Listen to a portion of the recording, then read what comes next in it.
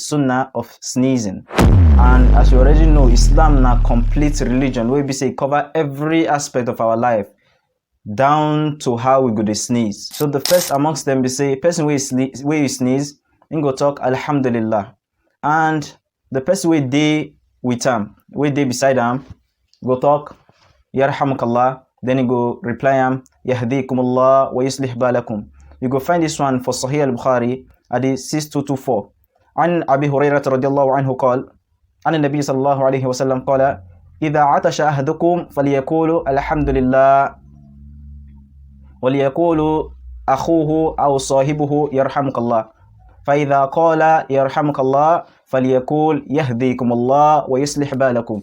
Reported by Abu Hurairah, may Allah be pleased with him, say the Messenger of Allah sallallahu alaihi wasallam talk. He say if person sneeze, me talk Alhamdulillah, praise be to Allah. Then the person we deal with him, either his brother or the partner we deal with him, go say, reply him, Yarhamukallah, may Allah's mercy be upon you.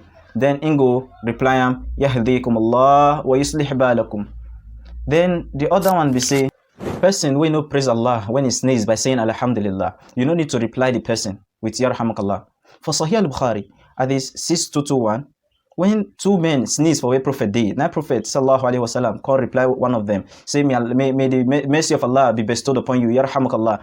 Then when they ask Prophet about this issue, now he come tell and say the one way he answer, that person praise Allah and do Alhamdulillah, and the other person no do am.